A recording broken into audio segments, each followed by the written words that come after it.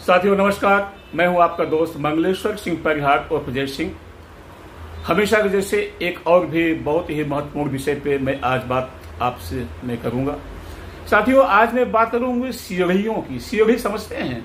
सीढ़ी यानी कि जो हम जिसके सहारे हम चढ़ते हैं, एक माले से दूसरे माले पर जाते हैं। बिल्डिंग में जो सीढ़ियां जिससे हम आते हैं, लिफ्ट से भी आते हैं, लेकिन मैं सीढ़ी की बात कर रहा हूँ, है ना। सीढ़ी स्टेयर की मैं बात कर रहा हूँ।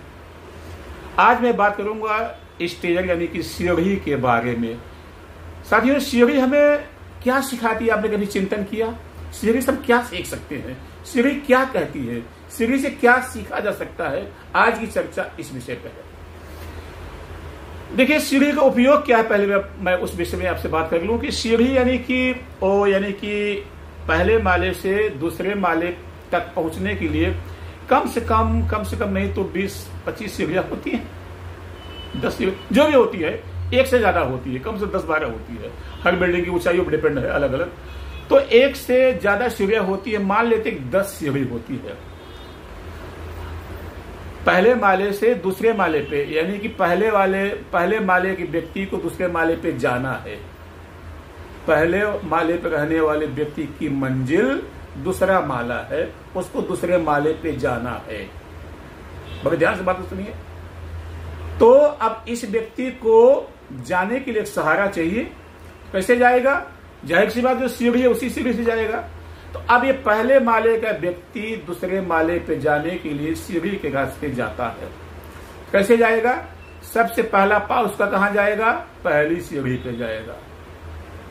सबसे पहला पाव उसका पहली सीढ़ी पे जाएगा, फिर दूसरी पे, तीसरी, चौथी, पांचवी, और अंत में अंतिम सीढ़ी पे आदमी पहुंचेगा और अगला पाव उसकी मंजिल पे जाएगा। क्लियर बात होती है? तो अब यहां पे सवाल यह पैदा होता है कि मान लीजिए अगर ये पहली वाली सीढ़ी नहीं होती, अगर ये पहली वाली सीढ़ी नहीं होती तो क्या कोई भी आदमी अपने मंजिल तक पहुंच सकता है क्या? अब कुतर्क की बात अलग है कि भाई पहली सीढ़ी नहीं होगी तो कोई बात नहीं, 2 सीढ़ी ऊपर चले जाएंगे। इस कुतर्क की यहां पे आवश्यकता नहीं। मैं ऐसा नहीं पूछना चाहता हूं। मेरा पूछने का अभिप्राय यह नहीं है कि आप ऐसा जवाब दीजिए कि भाई एक सीढ़ी न भी सही। जी नहीं,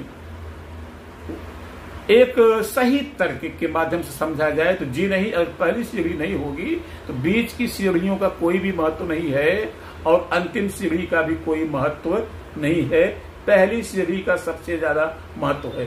पहली सीढ़ी के ऊपर दूसरी सीढ़ी टिकी है, दूसरी पे तीसरी, तीसरी पे चौथी, चौथी पे पांचवी, के नेक्स्ट बाई नेक्स्ट होते होते अंतिम सीढ़ी है। इस तरह से आप एक स्थान से दूसरे स्थान या एक जगह से अपनी मंजिल तक पहुंचने का माध्यम होता है सीढ़ी। और सबसे महत्वपूर्ण सीढ़ी है पहली सीढ़ी। पहली सीढ़ी नहीं होती तो सीढ़ी का शायद अस्तित्व ही नहीं होता। तो आज हम सीढ़ी पे बात करेंगे। अब इस एग्जाम्पल के माध्यम से मैं बात करूंगा अपने घर में, परिवार में, सोसाइटी में, समाज के तमाम बातों को इस सीढ़ी की एग्जाम्पल के माध्यम से हम आज समझेंगे।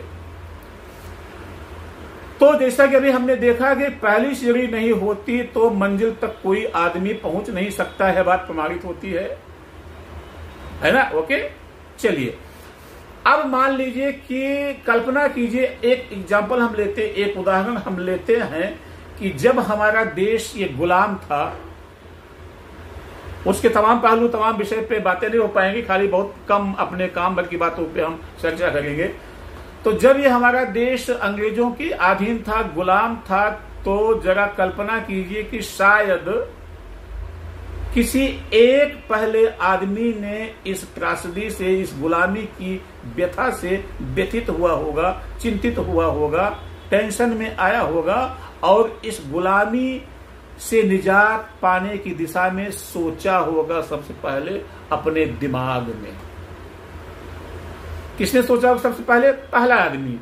और अब ये अलग विषय का बात है कि भाई हर जगह पे, अगर इसके टेक्निकल पॉइंट पे जाएंगे तो भाई हर जगह पे सोचा, वो अलग विषय बात है। यूपी में अलग सोचा, एमपी में अलग सोचा, तमाम देश के कोने कोने अलग अलग सोचा, अलग बात है।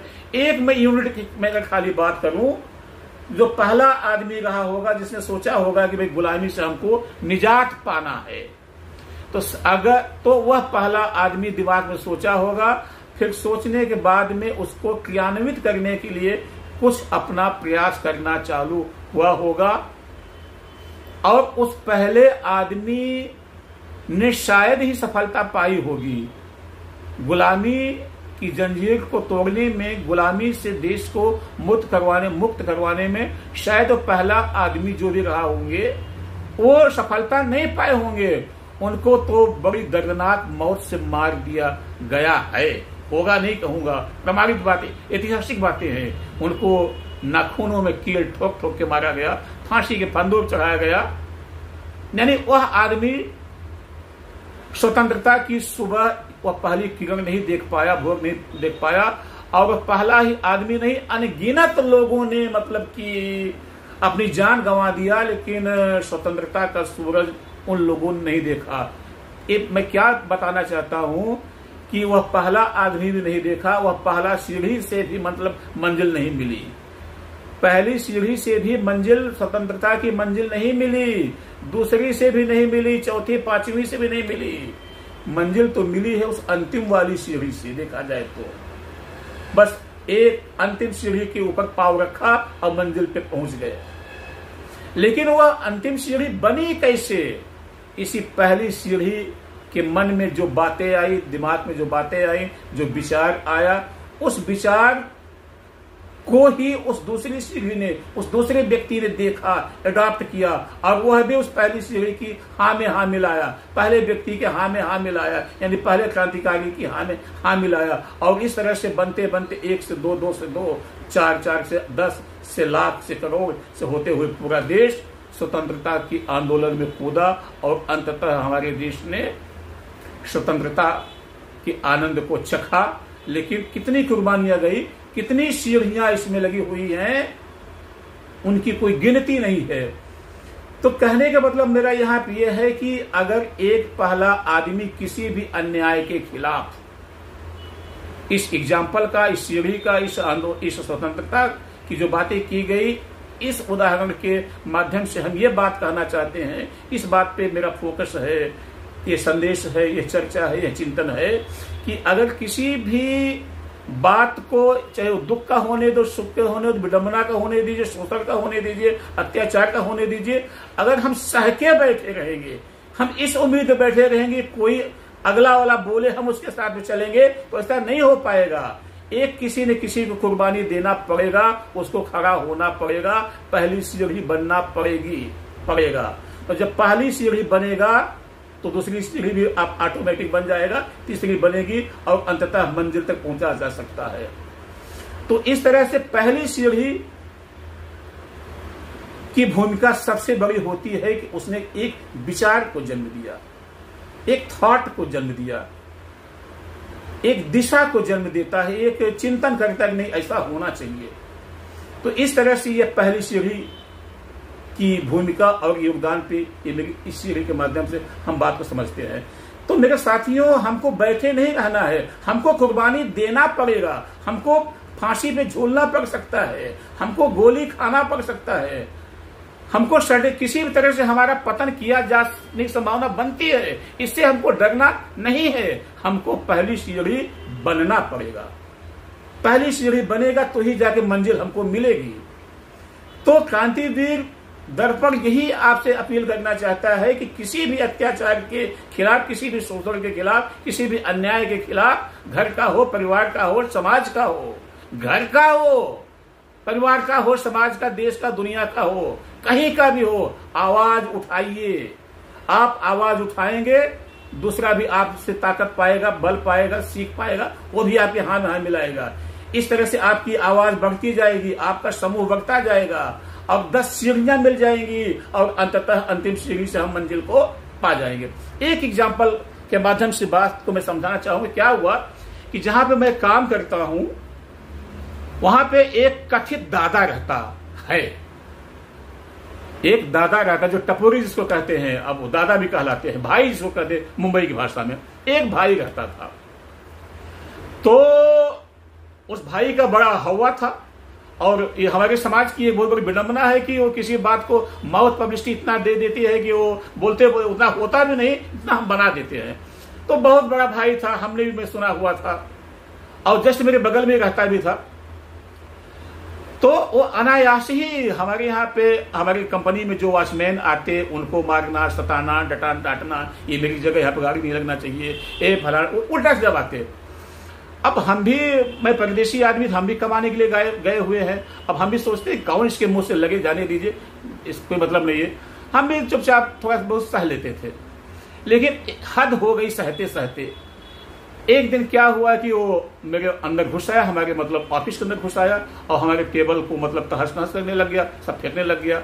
अब उस समय मेरा ये इंसान कह लीजिए जाग उठा, और मैंने रखा हुआ था एक तलवार का अपना कोयता टाइप का, मैंने मजबूत लोखंड का एक हथियार था, उसको मैंने निकाला। मैं बोले जय बजरंगबली, आज जो होगा वो देखा जाएगा, आज ये नहीं कि आज हम नहीं, और खत्म होना चाहिए।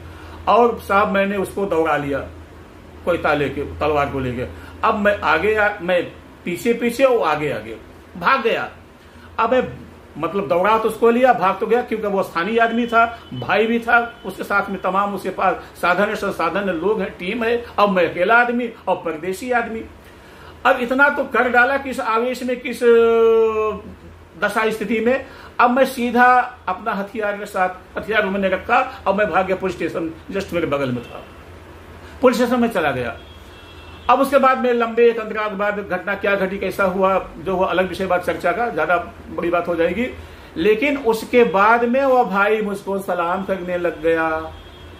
उस भाई की सारी भाईगिरी हो गई खत्म, कम से कम मेरे सामने।